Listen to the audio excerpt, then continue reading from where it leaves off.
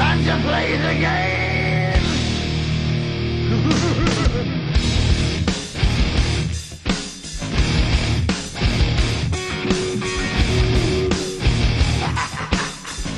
This Sunday live at Backlash, it will be the final encounter for the World Heavyweight Championship triple threat.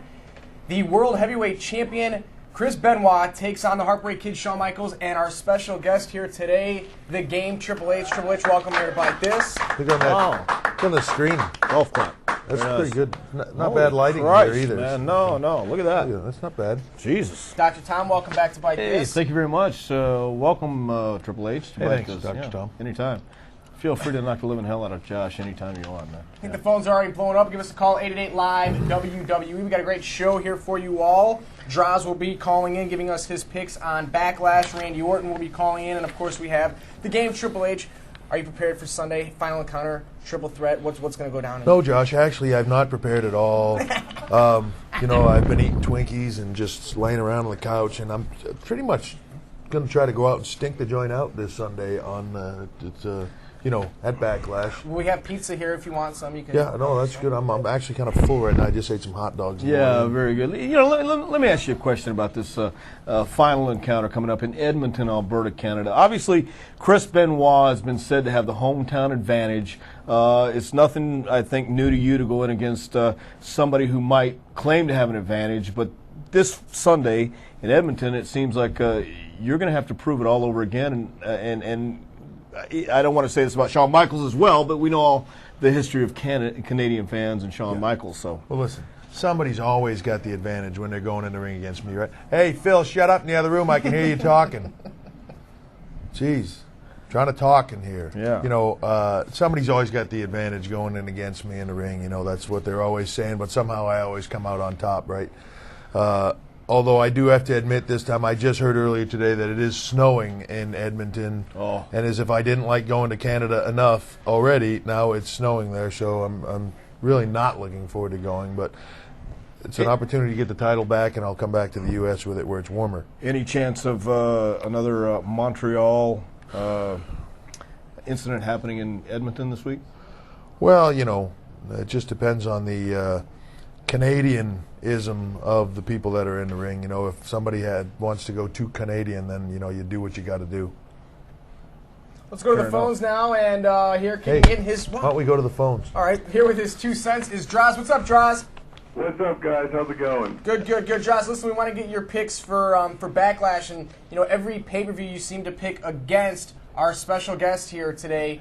That's Triple H. Are you going to pick against him this Sunday? Final encounter? You know what? I'm not really sure. Even though Benoit's heading to his hometown and we have snow, I'm not sure. I'm still up in the air on that one. I have to admit, I'm not sure if I'm going to go with Benoit this week. But it's a tough call when you got a technical wrestler like Benoit, you got an icon like Shawn, and you got the best that there is in there.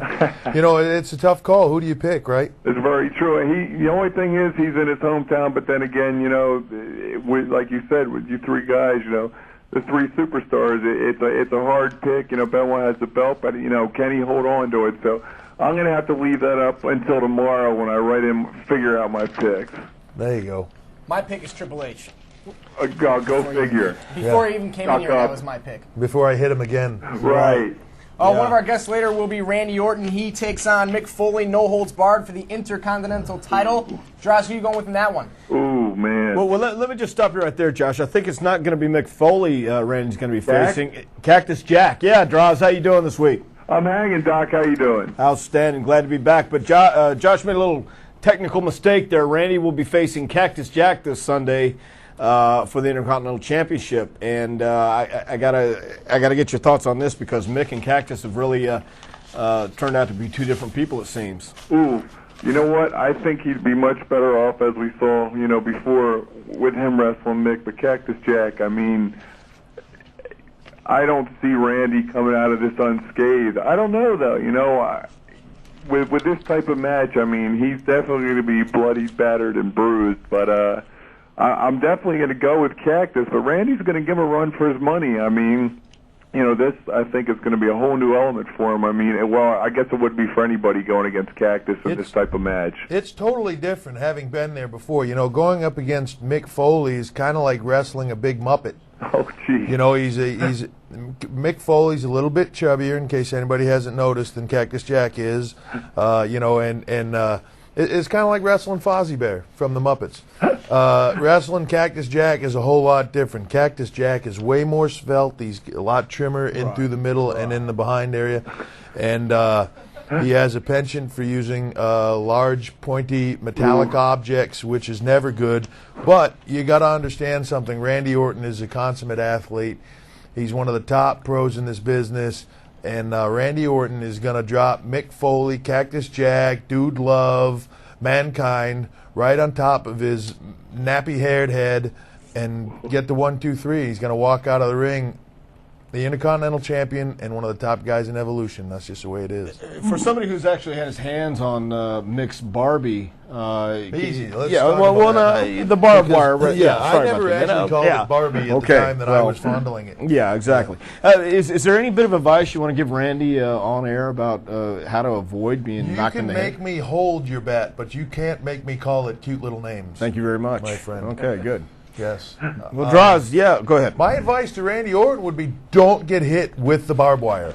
Right. Avoid getting hit in the head with the barbed wire at all costs. That'd be my best advice. That's good advice. Yeah.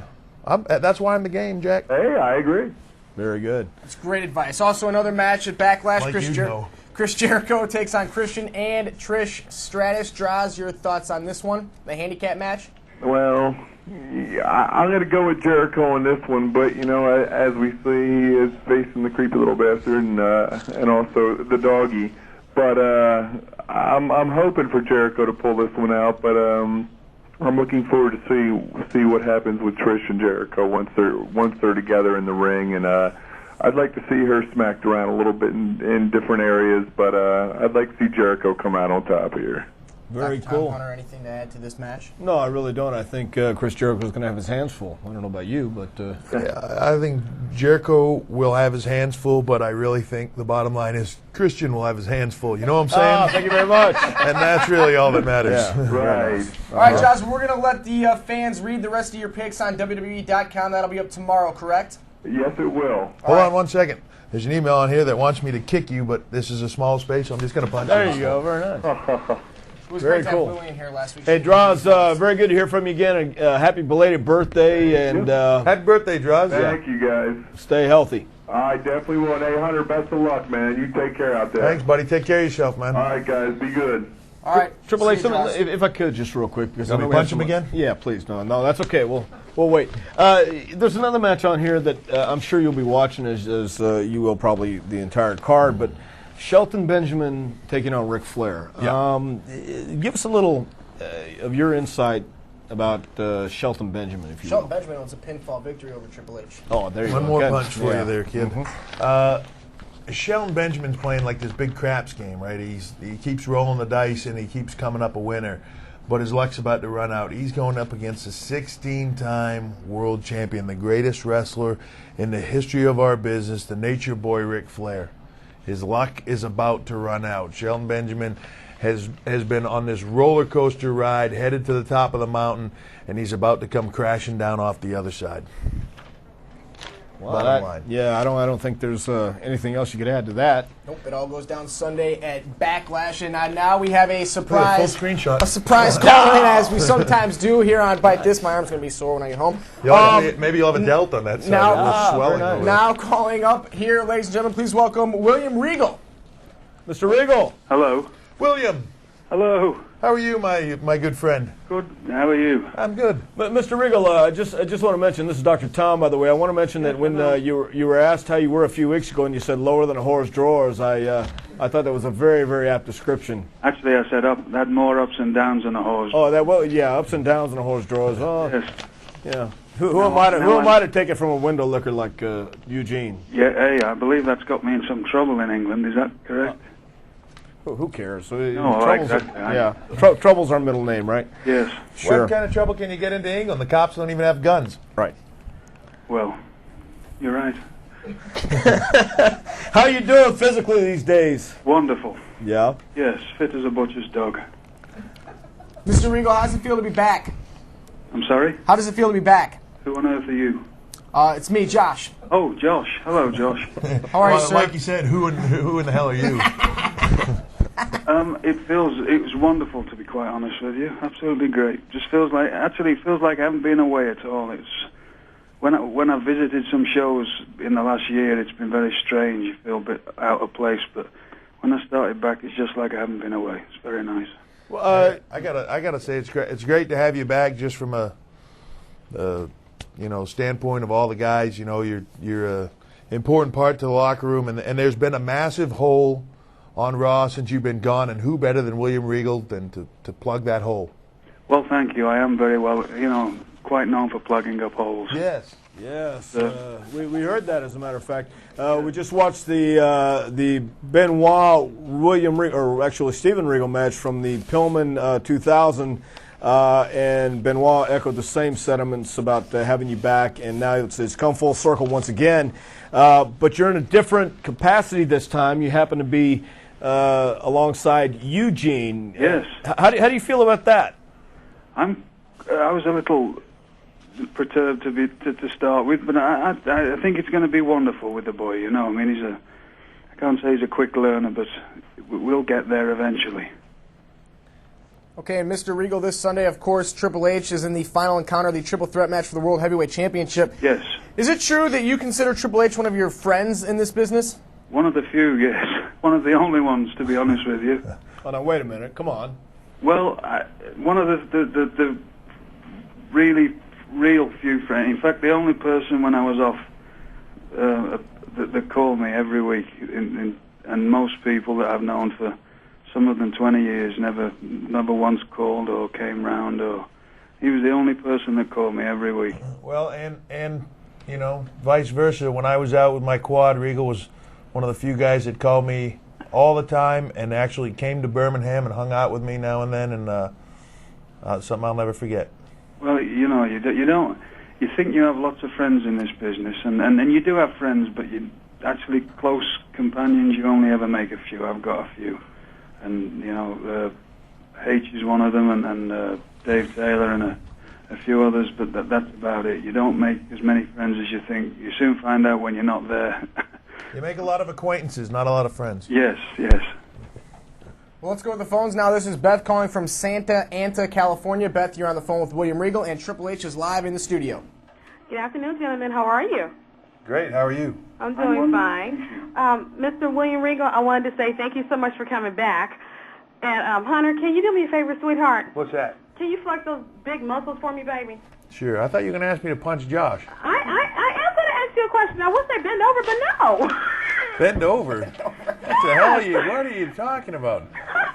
Look, I want to punch Josh. I'll do it. And then, how's that? Look at that. Woohoo! Look at that, huh? Thank you. See, look at this. Look, like an onion. You peel that back, make a man cry. Oh, well, hello there. Very nice. Okay, Beth, is that all you needed? Okay, it's 1 o'clock in California, I think she's passed out. Yeah. so it's happy hour.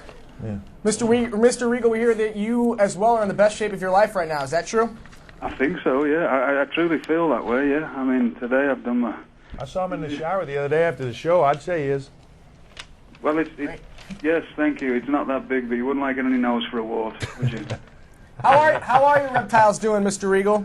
They're doing very well.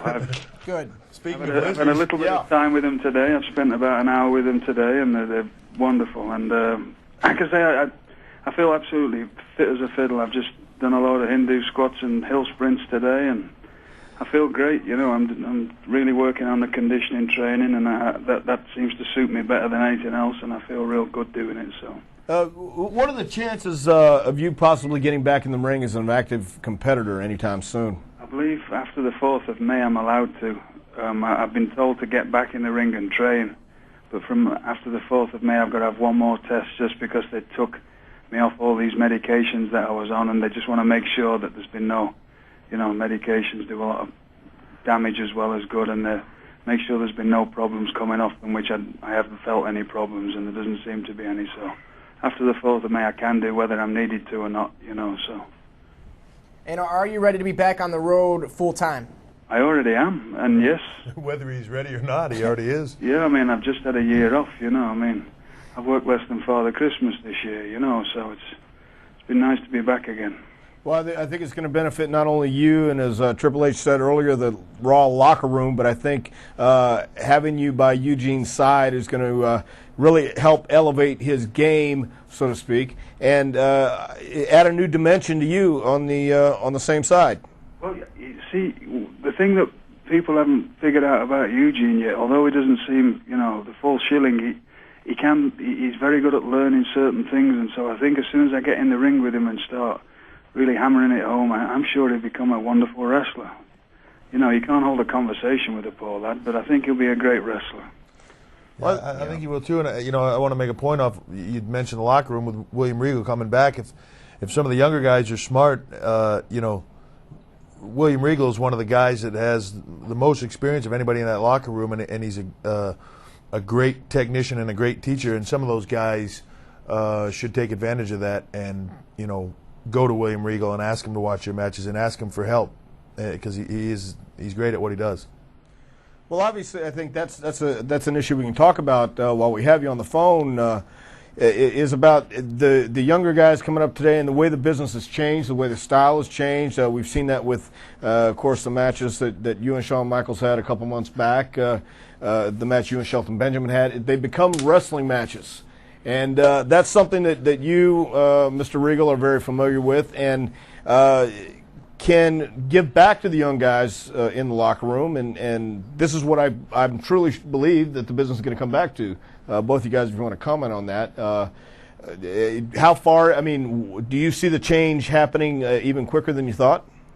Well, I'm really glad that it's happened, and I'm glad that it's going, you know, to say full circle again. But it will. Wrestling, good wrestling has never gone out of fashion. It's just that there's not many people bother to learn it or to do it. And when you've got great wrestlers, you know, that's what makes this business, you know, the special thing that it is. That's what I want. When I'm watching wrestling, that's what I want to watch.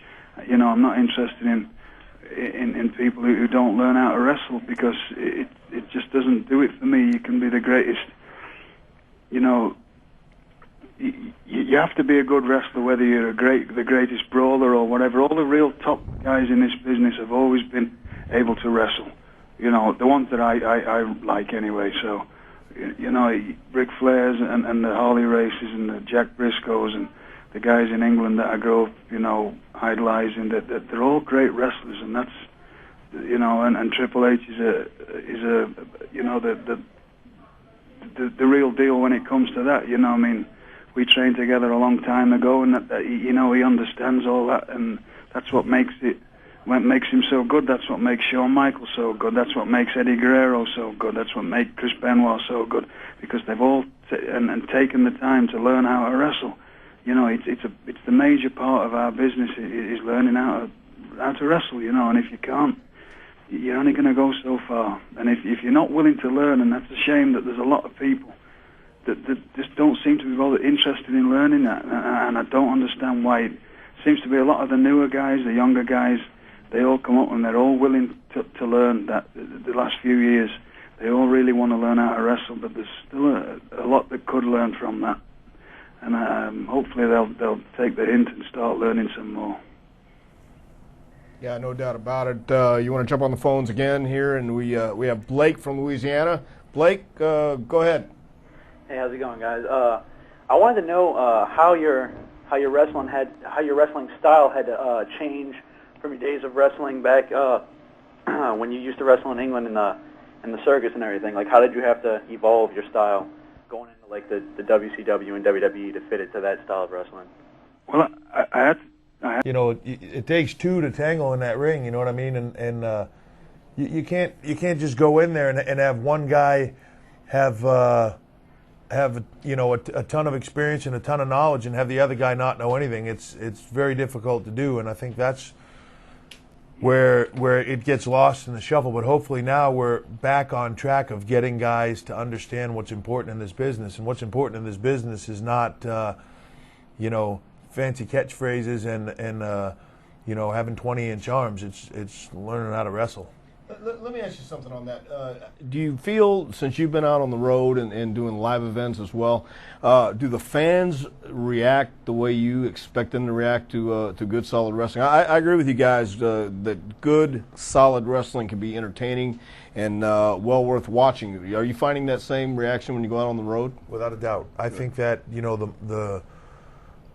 it's been the last year or so that we've been starting to go back to emphasizing wrestling again, and that's come from the office, but it's also come from the wrestlers too. And as we've gone back, I think the fans are getting more and more into it. I think they're more and more excited by it. Yeah, you're going to do certain stunts here or there to shock people, whatever. But the main focus, what it says in the marquee is wrestling, and I think that's always there is nothing like sitting down in front of a good wrestling match for 20 minutes and getting lost in that story. You know what I mean? And that's what made me become a wrestler. That's what made guys like William Regal become wrestlers. That's what made guys like Benoit and Shawn Michaels and all of us become wrestlers. And that's what's going to make the fans of today become excited in our product. And it's not just we have to go a step further, and it's not just wrestling. Going to watch a wrestling match and somebody sticking an armbar on, or is not. It's the quality of the detail of the wrestling that makes people interested in it. It's what I mean. A lot of people think they can mat wrestle, but they can do two or three things. It's the detail of how they put the holds on. It's the detail of how they work that the holds, and that's what keeps people interested. And like I say, I slipped into a rut because I sort of, instead of dragging people up to my standard, I sort of worked to a certain level, and that's no knock on anybody, but having a year off, I've sat and watched, and I've seen that I've done that. But when I was in WCW, up until I sort of lost myself in my problems, that was what I did. I made everybody come up to my standard, the same as Triple H makes people come up to his standard, or Chris Benoit makes everybody come up to his standard, and that's the thing. Is keeping that mindset and making the detail of everything and the way it's presented to the people. Then it's interesting. If it's just lying in a hole for 20 minutes, that's not going to do anything for anybody. But you've got to have people that are willing to learn how to get out of that hold and how to react to certain predicaments in the ring. That's what makes it interesting. If they don't know that and they're not willing to learn that, if the style continues the way it's going, those people will get lost in the shuffle. One of the things that I liked about the Unscripted book is you talked about you watched tapes from the 60s, 70s, and 80s. This is something that we talk about in the developmental system as well, watching some of the old tapes, not necessarily because you want to duplicate everything that was done. Right. Why don't you explain what you get out of when you watch those old tapes, the psychology, or just watching how somebody grabbed an arm or walked in the ring, moved a certain way. That's always been interesting to me. And one of the things that I think the guys lose when they watch matches is that they start to watch for specific moves that guys do. And instead of watching the match as a whole, they start to break it down into, well, I liked that move that he did, or I like the way he did that. Whenever I see the young guys in the ring, it's always disheartening me when all I see them do is trying to figure out some kind of new crazy moonsault or some kind of crazy power slam that they've never seen done before. Try to do some wacky thing they saw on some Japanese tape or something like that. They should be learning how to perform and to tell stories, psychology. How to work holds, how to sell, how to, all the different things that make great what we do, not just, going in the ring and trying to hit some move that nobody's ever seen before. They got to look at the whole picture. It's from the time the guy walks out the curtain until the match is over. What is the story he's trying to tell? What's the big picture of that? Look at the whole wall, not just the single bricks, know? And Mr. Reed, I think a lot of it is common sense as well. Most people think they've got common sense, and there's very few have. I know that sounds pretty harsh, but it's common. You watch good wrestling matches, and they all make sense. Sure. There's a perfect logic to everything. There's a reason why this is done. There's a reason why that's done. There's a reason that this is sold. There's a reason why that's just registered, and that's the common sense of it, not just going through the moves. And like I say, I fell into that trap of not pushing that I used to years ago.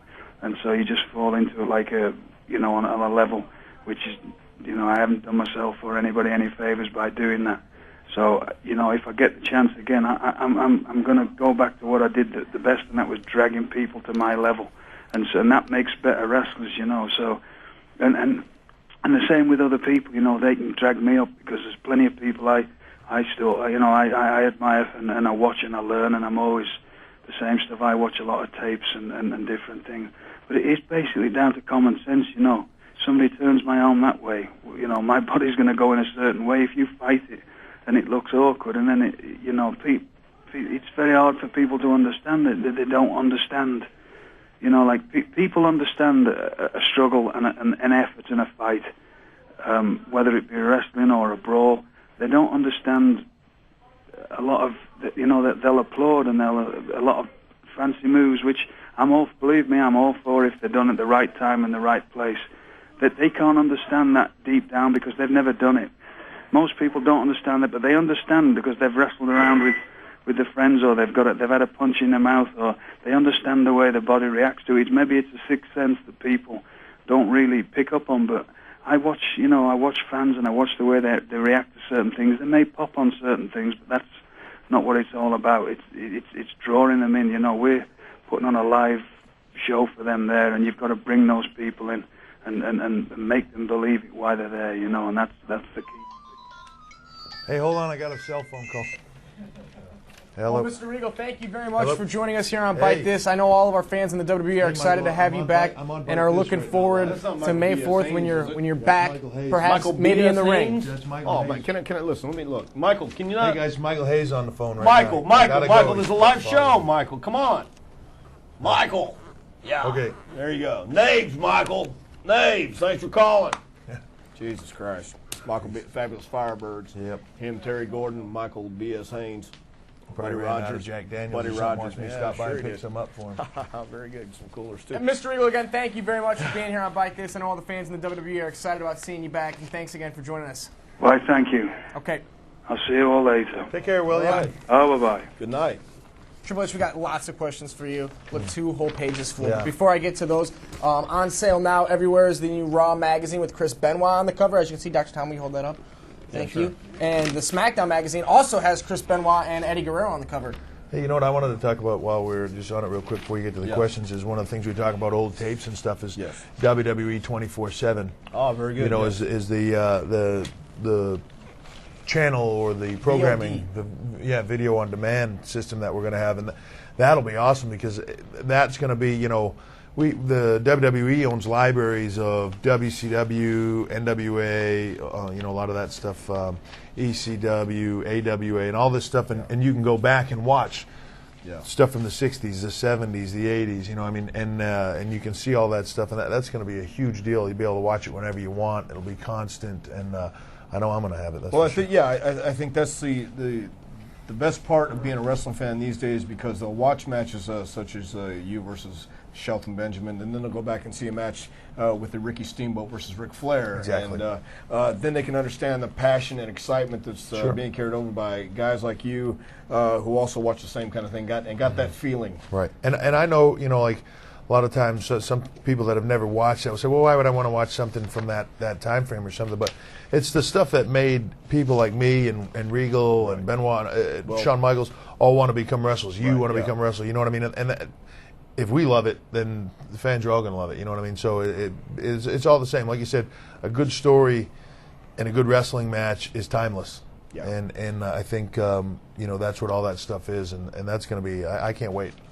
We have POD here on Byte This. That's phone on demand. This is Jeff calling from Atlanta. Jeff, you're on the phone. Triple H is live here in the studio. Pud on demand. That's great. Hey, Triple H. What's up, man? Hey, just want to let you know that I am a big fan of yours. I appreciate it. Yeah, it's only been, I guess, recently with the departure of some guys that I've really gotten to see how much you mean to the WWE. So just want to start off by saying that. You've been a part of, I would say, the top 2 groups, for lack of a better word, in wrestling, with DX and then now Evolution. And obviously in the beginning, DX kind of helped your career propel to where it is. Wondering if you've seen the same happen with Evolution. Oh, sure. I mean, I think Evolution has taken all of us to a new level, and I agree with you. You know, DX, when I first got in DX, it was kind of a launching pad for me in a way, and then I eventually became the leader of DX, and you know, it went further from there. And I think Evolution is the same thing, you know, and that's what Evolution was designed to do. Evolution was a concept that I had, that I wanted to do, and involved Ric Flair in, and he got behind it also, and the two of us really wanted to form a group and take a couple of younger guys that we thought had the potential to be, you know, the stars of the future, and really use that as a launching pad for those guys. And we watched everybody for quite a long period of time in the business, and we selected Randy Orton and Batista, and you know, we've gone on from there, and I think the two of them, you've seen the two of them grow and mature and become, you know, I think they're both great wrestlers right now. I think Randy is you know, become one of the top guys, and certainly so is Batista. You know, I think Batista is one of the better big guys in the business, you know, right now, and it's only going to get even bigger. So it's done what we wanted it to do, and I'm glad people enjoy it. Thanks, Jeff, for the call. And Jeff mentioned the recent departures of certain WWE superstars, which is kind of like this email here from Raza of Massachusetts. Wanted to see Brock Lesnar versus Triple H, and wants to know what you think of Brock's departure from the WWE. I mean, what do I think of his departure? I think that, you know, Brock Lesnar, you know, he learned the business fairly quickly. He hadn't, you know, he had become world champion or WWE champion, but he'd not yet gotten to where he could have gone in the business or should have gone in the business. If he decided to leave, that's his prerogative. If he decided that he can't handle the business for whatever reasons, and I don't mean that derogatory, but if he couldn't handle the business or the business wasn't right for him, great, get out. The only negative thing that I would say about Brock Lesnar is you don't just decide to leave and then leave. A lot of people sacrificed, bled, sweat, and put a lot of hard work into making you get as far as you got. And it's your job then to stay and give back that blood and sweat to get somebody else into that position for when you leave. And that's my only criticism of it is I believe he handled it wrong on the way out. You know, will we ever see Brock Lesnar back? Probably. I don't see him playing in the Super Bowl anytime soon. So I bet you know, at some point in time, I think Brock's skill in life, certainly he's not going to become an accountant tomorrow or start doing brain surgery tomorrow, or he's not launching a rocket to the moon. So, you know, I would imagine we'll probably see Brock Lesnar back eventually. And if we do, I'd love to get in the ring with him. Let me ask you this, just changing gears real quick.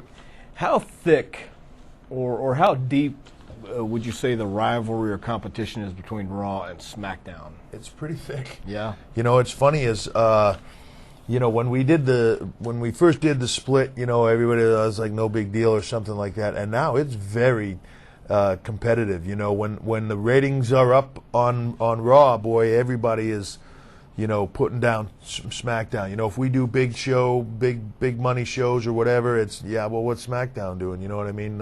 When we did the draft and guys had to leave, I mean, literally, if you were on Raw and guys were leaving to go to SmackDown, you were laughing at them, and vice versa. The guys on SmackDown were laughing at the guys that had to go over to Raw. It's very, it's very competitive. And you know, when you go on a show, like when you go to WrestleMania or something like that, and everybody is there, it's amazing. You walk in catering, the room's almost divided. All the SmackDown guys are sitting together in groups and talking, and then all the Raw guys are sitting in groups talking. You know, yeah. The guys chat back and forth and stuff, but it's mainly two groups. You know, it's deep. You think that's a pretty healthy way to look at it, huh? Or I think it's great. Yeah. Yeah, I think it's great. You know, competition. You know, nothing makes you successful better than having somebody right on your ass. Yeah. You know what I mean? Making you work harder and making you push yourself. You know, when you start getting lazy, and you know what I mean. Yeah. When you got somebody breathing down your neck, you know, I guarantee you, SmackDown starts doing way better business than Raw is, and you watch how much the guys on Raw turn it up, and vice versa. It's great to have. It's no different than the Monday Night Wars when Nitro was on and Raw was on. Boy, it was a war. Good you know deal. what I mean? And I think this is the same thing. Even though we all working for the same company, it's still a war. Everybody wants to be the best. Right. Back to the phones we go again. This is Julian from New York. Julian, you're on the phone. Triple H is live here in the studio. Hi. First, I just want to say, Triple H, I'm a big fan of yours since you debuted in 1995 WWE. And my question is, what was it like working with Wesley Snipes while filming Blade 3? Wesley Snipes to me was great. I'm sure if you've read any of the tabloid stuff about it, that there was a lot of problems with Wesley Snipes on the set. I guess he'd attitude problems between he and director David Goyer and some of the other cast members and even some of the crew. It was pretty intense at some point in some of the stuff I witnessed. But, to me, he was great. He was a gentleman to me. He was very nice to me, talked about wrestling. He was great to me. I never had a problem with him, but, he'd know I'd drop him in a second if he gave me a hassle. So, he was fine to me. So I got no complaints with it, even though I know a lot of people probably wasn't their best experience. And Jessica Biel was there, too. Jessica Biel, on the other hand, it was hard to get her off of me. That chick was all over me. God, Jesus, that was unbelievable. Yeah, that's nice, huh? Yeah, it wasn't bad. Can you tell us when Blade Trinity will be out in theaters? Blade was supposed to come out in August, but they actually just pushed the release date back to December 12th, I believe. Now, having seen the early edits of the movie and stuff, they feel like it's going to be a much bigger release than maybe they originally anticipated. So they moved it back to be released at Christmas time, which is one of the two biggest times of the year to release films. Is when all the blockbuster big movies come out and stuff. So it's, on one hand, that's great, means they think it's going to be a hell of a movie. On the other hand, it just means more competition. But I just hope it's entertaining, and I hope that I did a decent job with it. Speaking of more competition, taking a look out there on the horizon, because you're going to be here. No doubt, you are the game. Who out there would you like to face? Is there anybody that you haven't wrestled or haven't been in the ring with that you would like to? There's a few guys. I'd love to get in the ring with Edge. I think Edge is a guy coming back off a year injury that has a lot of promise and a lot of potential, and I think he's going to go really far. When I look at some of the guys on the other side, I like Rey Mysterio. Is a guy, Rey Mysterio is a guy I'd like to bat around like a little Mexican jumping bean. Yeah.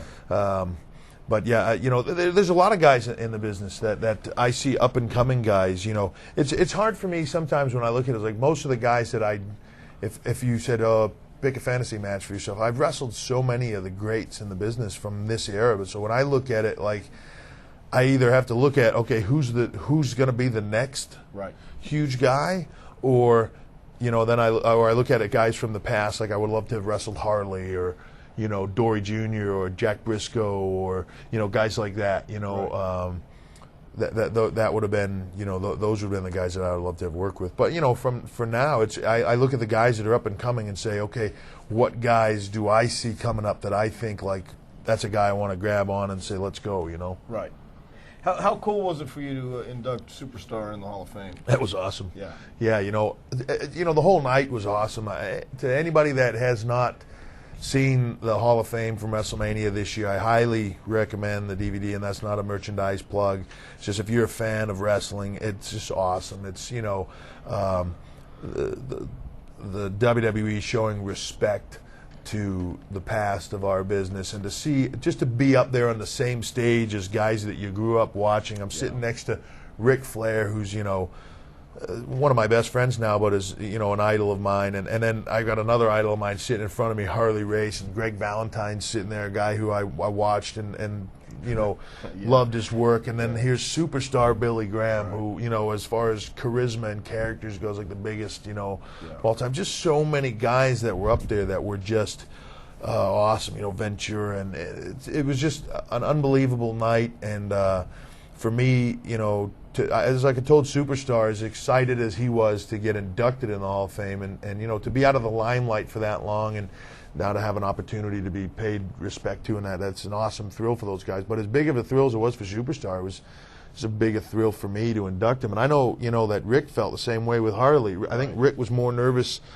and I was more nervous about our speeches for those guys than I was about my match at WrestleMania. I was like more nervous about the Hall of Fame banquet than I was about the next day. Yeah.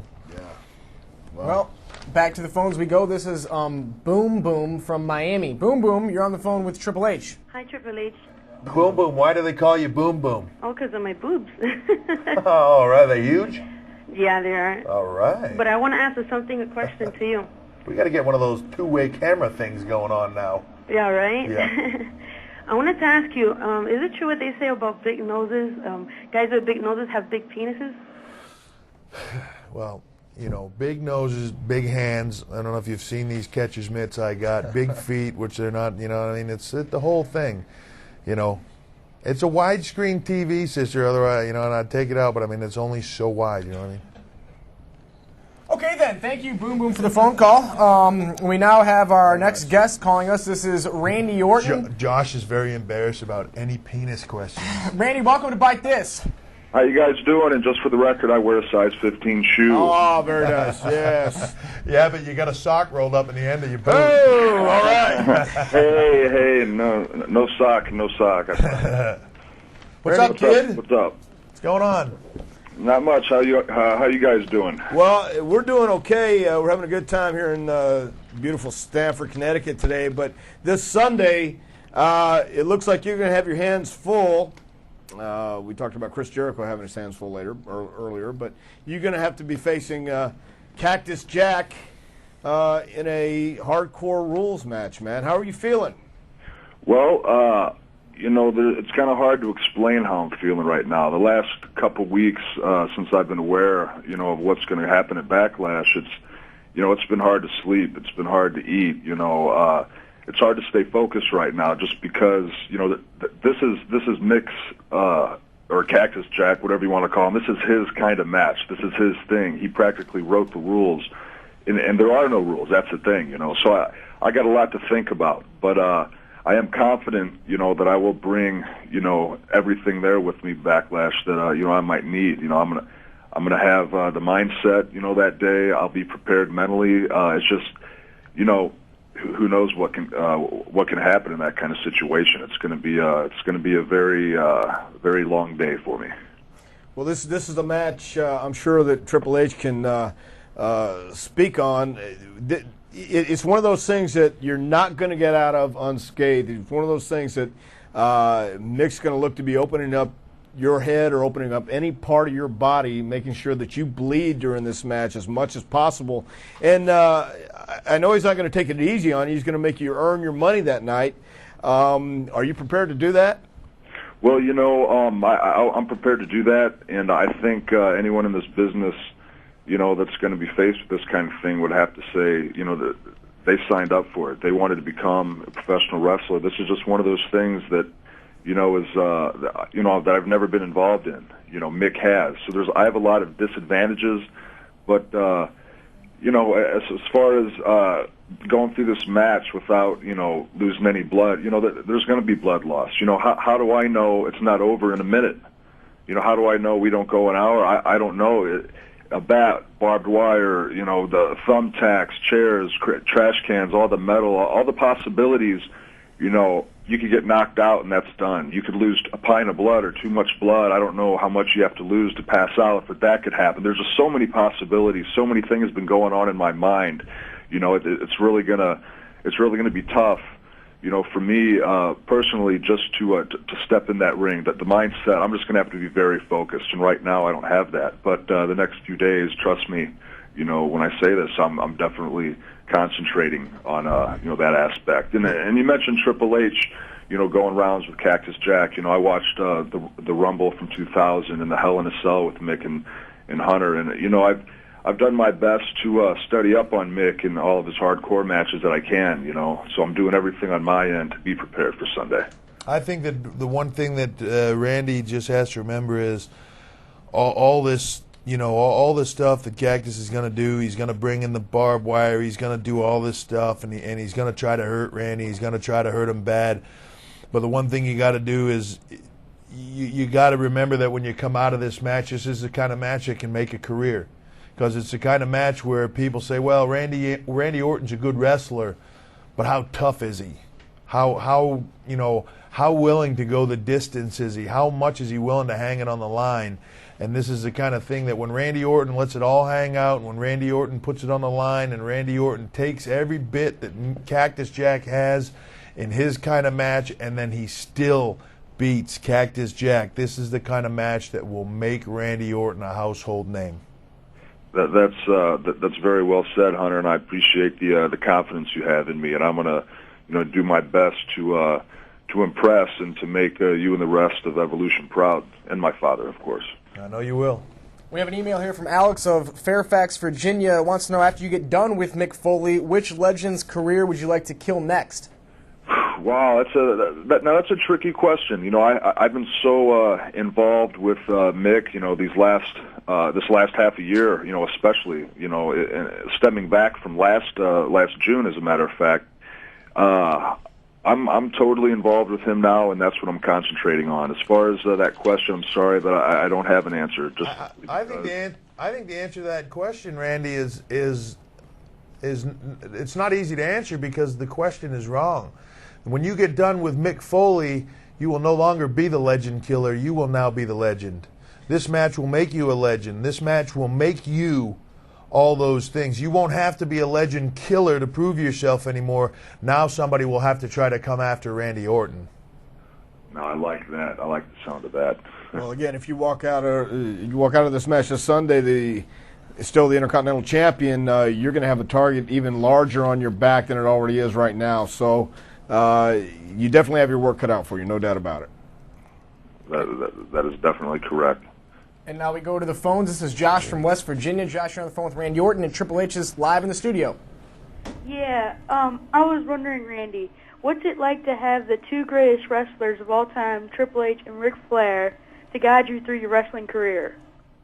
I couldn't say it any other way than I'm in the best company possible. Whether it's backstage or on those long trips in the car, week in and week out, I learn a lot from these guys. And Batista too. We're both in this together, and we're learning from these guys.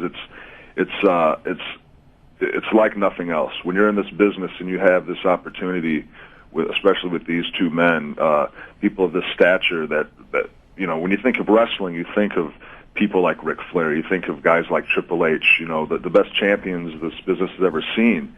And, it's an honor to be, at their side and learning from them. Definitely, got an advantage over the competition. That's a definite plus. Randy also gets the advantage of not only getting it from guys like Flair and stuff on the road, but then when he gets to go home and he gets to hear it from, his dad, which, Cowboy Bob Orton, you know what I mean, the ace, it's he gets it 24/7. There's, another legend in the business is sitting there waiting for him when he gets home to tell him all the things that he saw.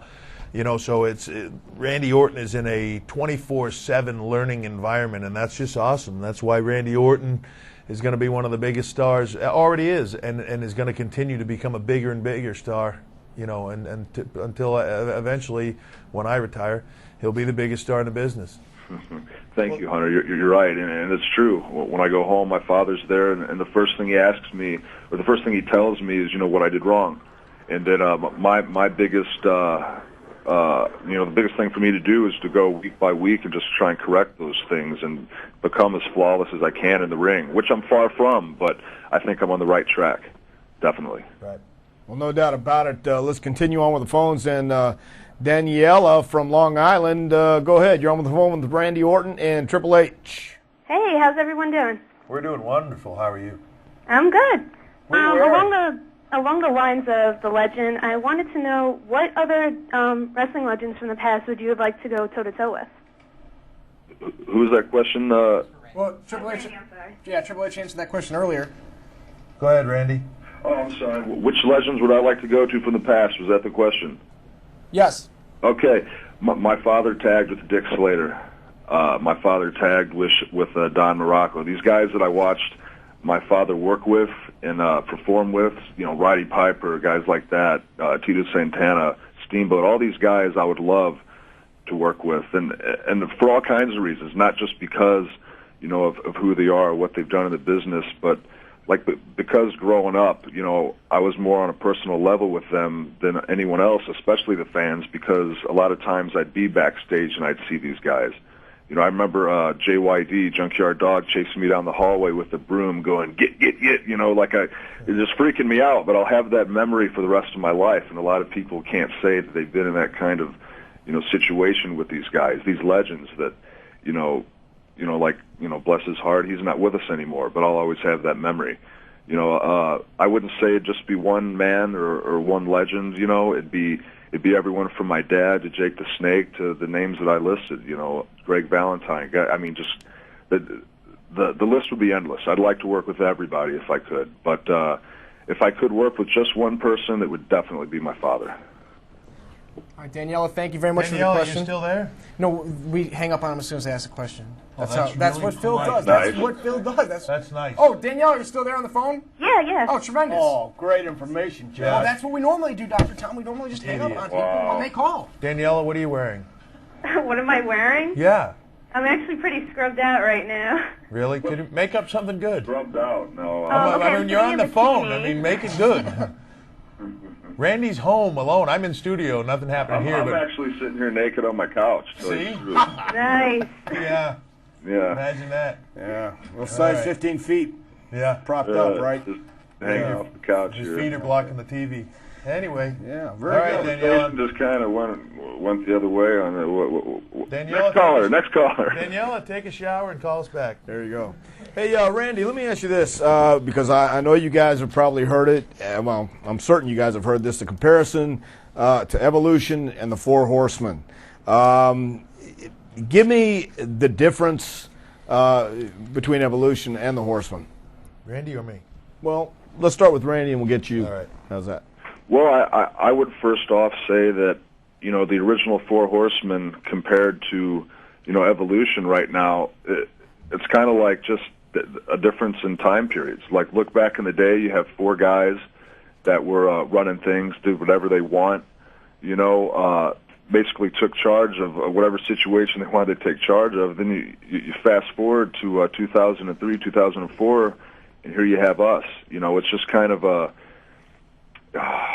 what am I trying to say? It's just kind of like the same group of guys, only this age, this time, this day and age. You know what I'm saying? Just that's the best way I can explain it. I think that, first up, let me just say that for me, the ultimate compliment in my career at any point in time is getting a cell phone call in the middle of. I'll let that say this is Kevin Nash. Oh, well, hey. Guess Hey, what? Kev. Uh-oh. Hey, I'm on Byte This right now. You're on with me. I'm live on the internet. Yeah. Let me call you back. See ya. His movie. Kevin Nash, ladies and gentlemen. He could have come on if we wanted. Hey, go see The Punisher, because he's in that. In the Punisher, yeah. Punisher's a hell of a movie. He's the Russian at the end. Anyway, what I was going to say is, anytime to be compared to anything of that era, to me, that has to do anything with Ric Flair, for me to be compared as a wrestler to Flair in any way is the biggest thrill of my career. To have Evolution be compared to the Four Horsemen is, a huge compliment. But I think that when you form a group like this, it's immediately compared to the Horsemen because they were the originals. They were the first one. They were the first big power group in wrestling. And they did it all, and they did it probably better than anybody that's done it since them. And, I think that we do a hell of a job, Evolution does, and I think, like Randy said, it's just a time difference. But, there's going to be differences between anything. Nothing is going to be exactly like something else. So I like to think they're on different pages, but just as great, All right, we got another phone call all the way from Ireland. This is Elizabeth calling. Elizabeth, you're on the phone with Randy Orton and Triple H. Hello. Hello. How are you? Lovely. It's very nice to talk to you. It's very nice to talk to you, too. I just have a question for you, if you don't mind. No, that's why you called. All righty. I just wanted to know, if Triple H and Randy Orton are excited about coming to Ireland in May. Yeah, we're very excited about coming to Ireland. I personally, I don't know how Randy feels about it. I personally am very excited. I enjoy very much going overseas. I enjoy going to other countries and getting to wrestle in front of the fans there because we don't get to go there all the time.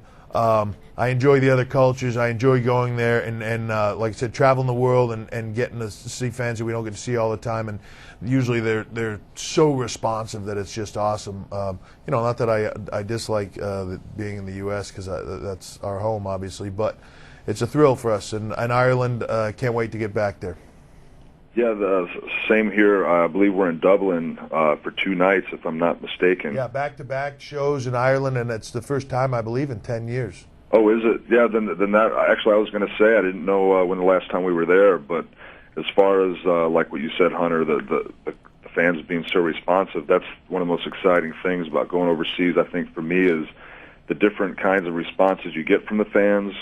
For being overseas, like in Japan, for me, it was such an experience because it was my first time in February over there, and it was just a totally different way for the fans to respond. And this time in Ireland, not only the cultural differences and the women, of course, and everything like that, the nightlife, the parties, everything, but the fans, over there are going to be so amped up. It'll be great. I'm very excited. Sure. Hey, Randy, let me ask you this. Talking about partying, can you keep up with Ric Flair? No. Okay. No. I don't know, honestly, if any of the boys can. Nobody can keep up with Flair. He's like the Larry Flint of wrestling. You're not kidding.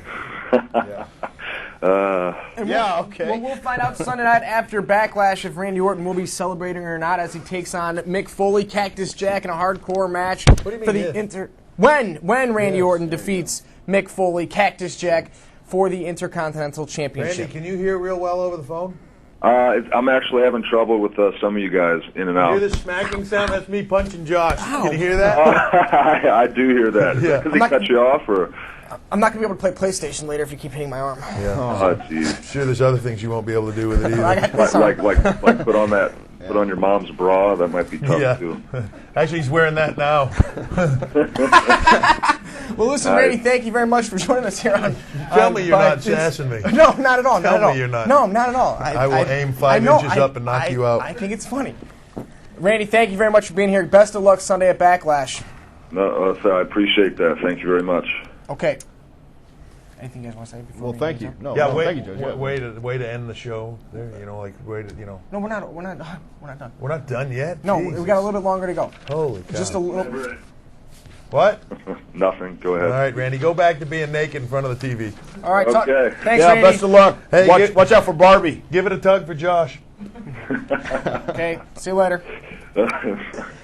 Yeah. Well, that was Randy Orton. He's got a huge match this Sunday at Backlash, as does Triple H. The World Heavyweight Championship will be on the line. The final encounter, the triple threat match, Chris Benoit defending the title against yourself and Shawn Michaels. What are you reading off that paper like an idiot? You don't know what the hell's going on? I know what's going on. I know what's going on. I'm trying to find out what that... I was looking for that, actually, right there. Tonight on SmackDown, Booker T versus Rob Van Dam, former friends, now go one-on-one, and the SmackDown debut of Rico and Miss Jackie. So we're all looking forward to that. Plus Eddie Guerrero, the new #1 contender, John Bradshaw Layfield, JBL, Kurt Angle, and you'll be shocked, I tell you, by what the Big Show has in store for everyone on SmackDown.com. Real quick, I just have a question I'd like to ask Triple H, if you don't mind. Have you had a chance to see the new John Bradshaw Layfield? Yeah. New and improved. Any thoughts you'd like to share about his new change of attitude, look, and well, it's better than the drunken buffoon he was before. Yeah, he seems to have a nice tailor now, and there's a little bit of cash behind him. Nice the horns on the limo are a bit much for my taste. I guess probably coming from New England, I wouldn't put horns on the front of my car. Right. But hey, whatever works for him works for him. The whole stopping the Mexicans from coming in the border thing works for me. So far so good. Very good. What do you think about it? I think it's great. Who cares? Next week, right here on Byte This. Tom, you won't be here again. You'll probably be in Louisville, I'm sure. No, I'll be in California doing some motion capture this time, Josh. Okay, well, I hope you have a good time. Jim Ross, good old JR will be here. Yes, that's right. It will be the announcers edition of Byte This. Michael Cole and my partner, Bill DeMont, will be calling in. So come back next Thursday. Yeah, Bill DeMott. Not Michael Cole, Bill DeMott. life partner. My partner on Velocity. Your partner. So Triple H, last encounter, final encounter. Let me guess, you're the catcher, right? This Sunday at No Way Out. So thank you very much for being here. We really appreciate it. Maybe you'll come 3, back next week. 2, goodbye. 1, wrap it up.